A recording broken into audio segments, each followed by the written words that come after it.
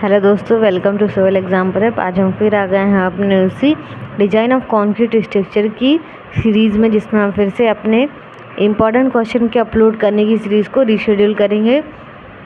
तो आज की इस वीडियो में हम देखेंगे design of Dabali reinforced beam के एक न्यूमेरिकल को सॉल्व करेंगे जो कि आरसीसी का बना हुआ है। ठीक है, तो चलिए देखते हैं सबसे पहले क्वेश्चन क्या कह रहा है। Design of longitudinal RC beam with effective span of 4.75 metre. The beam is carrying 10 kN per meter from thick slab, live load of 5 kN per meter, floor finish 3.5 kN per meter, load of wall is equal to 10 kN per meter। ये सारे load दिए हुए हैं जो कि ये beam अपना carry कर रहा है। नेक्स्ट क्या कह रहा है, size of beam is restricted to 250 into 400 mm। ये बीम की साइज दी हुई है कि 250 बाई 400 का बीम है। Assume mild exposure condition, mild steel के लिए डिज़ाइन करना है हमें। ठीक है, तो सबसे पहले जो गिवन है वो लिख लेते हैं। एल इफेक्टिव दिया गया 4.75 मीटर, वो लिख लिया। बी की वैल्यू 250 वो लिख लिया। कैपिटल डी की वैल्यू 400 वो लिख लिया। टेक डी डैश, ये हम अपने मन से एज्यूम कर लेते हैं कि जो कवर है, इफेक्टिव कवर है, वो 35 mm है।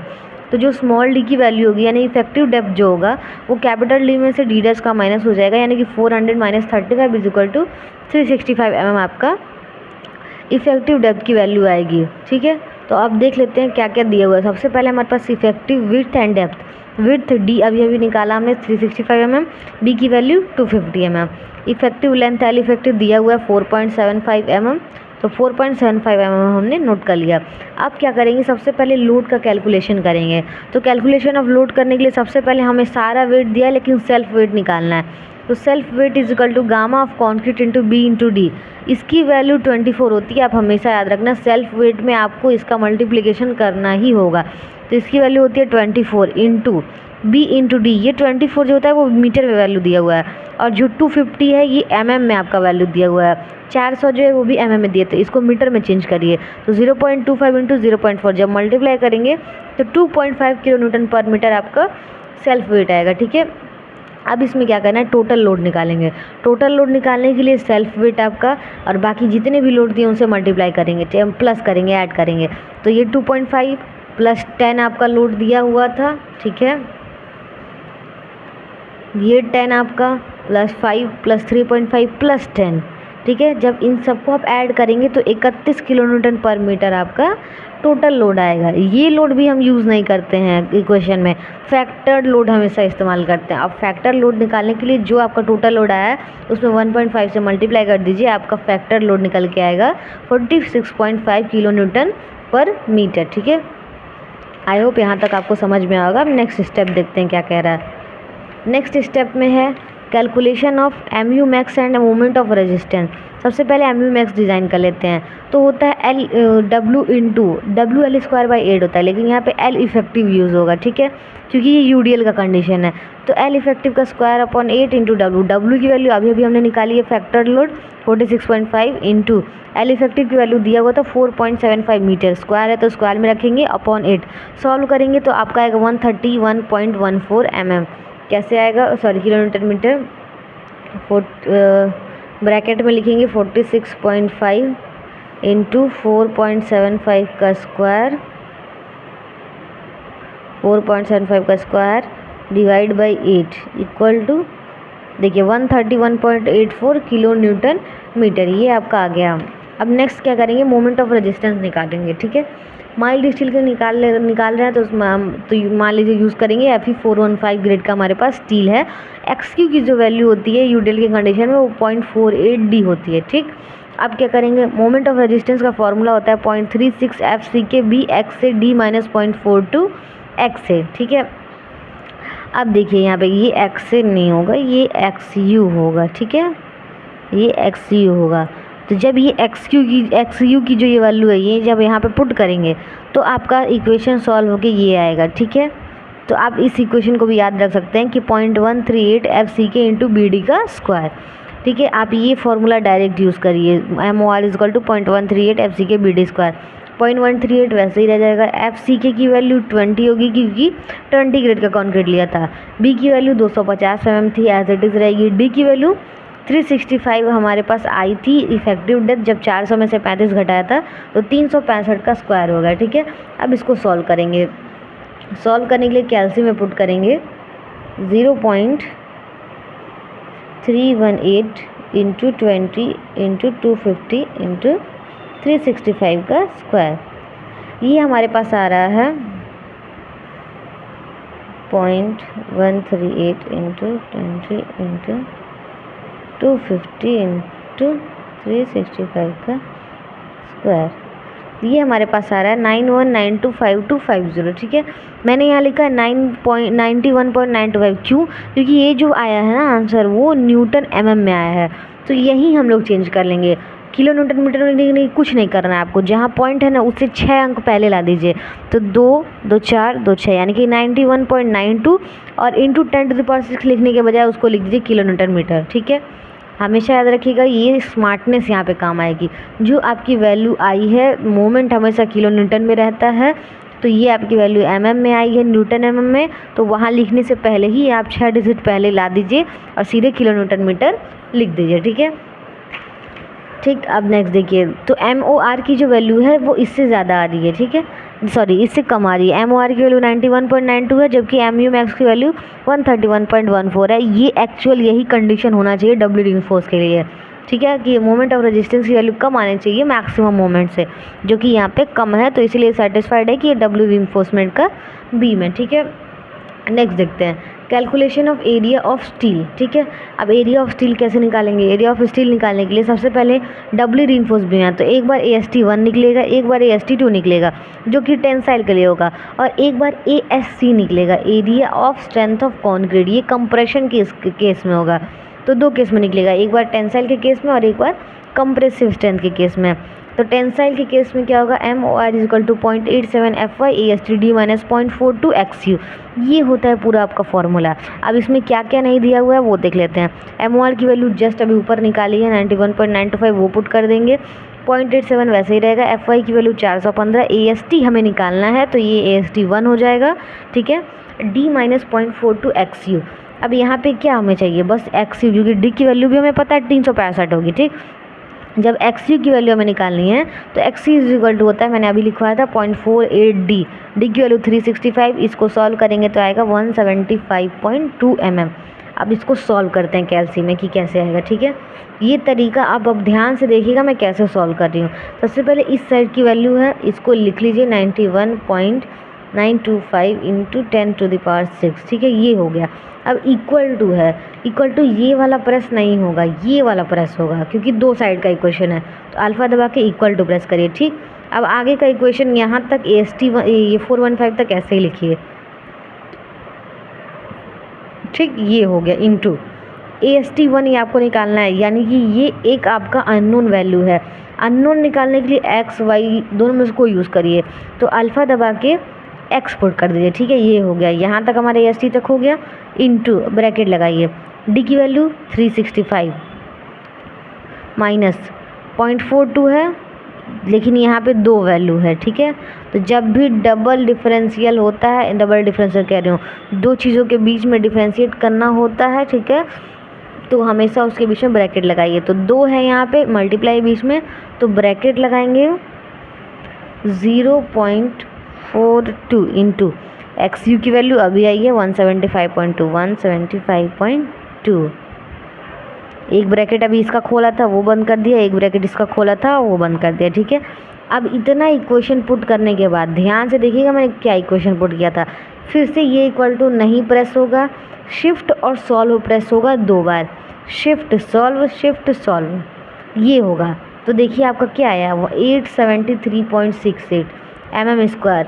जब आप कोई भी चीज़ एकदम बारीकी से उसमें पुट करोगे ना तो कोई गड़बड़ी नहीं होगी इक्वेशन सॉल्व करने में। और ये बहुत अच्छे से ध्यान देना, मैंने बहुत ध्यान से आपको बताया कि कैसे पुट करना है। ठीक, और नहीं आए तो हमेशा पहले ही कॉपी में कैल्सी में पुट करने से पहले ही उसको पहले ही यहाँ पे डिफरेंशिएट कर दो। ठीक है, वो वाला डिफरेंशिएट नहीं है, वर्ड वाला डिफरेंशिएट है, मतलब जहाँ पे भी दो कोई वो आए डिफरेंस आए उसके बीच में ब्रैकेट लगा दो। जैसे यहाँ पे ये अलग पार्ट है, ये अलग पार्ट है, दोनों के बीच में ब्रैकेट लगा दिया। अब ये अलग पार्ट है, ये अलग पार्ट है। ठीक है, तो उसके भी बीच में ब्रैकेट लगा दिया। ये और ये दोनों अलग पार्ट है क्योंकि बीच में माइनस है, इसके बीच में ब्रैकेट लगा दिया। फिर ये और ये अलग पार्ट है, बीच में इक्वल टू है, सॉरी इनटू है, तो इसके बीच में ब्रैकेट लगा दिया। मतलब जितना आप ज़्यादा ब्रैकेट को यूज़ कर सकते हो यूज़ करो। याद रहे जितना ब्रैकेट ओपन कर रहे हो उतना ही क्लोज भी होना चाहिए उसी जगह, तभी इक्वेशन सही आएगा। तो मेरा इक्वेशन 873.68 आया, आपका भी 873.68 है। ये AST1 निकल गया एज इट इज़। AST2 भी निकालेंगे। AST2 निकालने के लिए यहाँ पे जो m रिमेन जो बच गया है ना वो निकालेंगे, ठीक है। उसके लिए हम क्या करेंगे, जो हमारा मोमेंट आया था, ठीक है 131.14, ठीक है, उसमें से 91.83 को माइनस कर देंगे, ठीक है। उसमें से हम अपना 91.83 को माइनस कर देंगे, ठीक। तो हमारे पास आ जाएगा जो रिमेनिंग मोमेंट है 39.22 किलो न्यूटन इंटू मीटर, ठीक है। जो ये आया था ना हमारे पास MU मैक्स 131.14, इसी में से जो ये वैल्यू है ना ये माइनस कर देंगे। तो जब ये माइनस करेंगे तो हमारे पास आएगा 39.22 किलो न्यूटन मीटर, ठीक है। इससे हम अब AST2 निकालेंगे। वही प्रोसीजर है, सब कुछ सेम है, पुट करके वैल्यू निकाल लीजिएगा। 329.132 mm का स्क्वायर आएगा, ठीक है। अब चलते हैं लास्ट स्टेप पे, ठीक है। लास्ट स्टेप पे जाने से पहले हम एक बार कंप्रेशन के लिए भी एक बार एरिया ऑफ स्टील निकालेंगे, ठीक है। तो अब कंप्रेशन के लिए निकालने के लिए हमें क्या करना होगा, for compression MR is equal to FSC minus FCC ASC into D minus D dash. अब यहाँ पे दो वैल्यू आपको नहीं पता है, एक FSC और एक FCC। तो इन दो वैल्यू के लिए आप क्या करेंगे, सबसे पहले FSC निकालेंगे। लेकिन उसका क्या फॉर्मूला होता है, जब आप कोड में जाएंगे पेज नंबर 13 पे, तो D डैश बाई D के हिसाब से उसमें दिया हुआ है कि कितना आपको FSC यूज़ करना है, ठीक। तो आप D dash by D solve कर लीजिए, जितना आपके पास आए उस हिसाब से पेज नंबर 13 पे जाइए, देख लीजिए FSC की क्या वैल्यू है। इसके लिए FSC की वैल्यू 0.1 के लिए 353 थी, ठीक। ये मैंने यहाँ लिख लिया।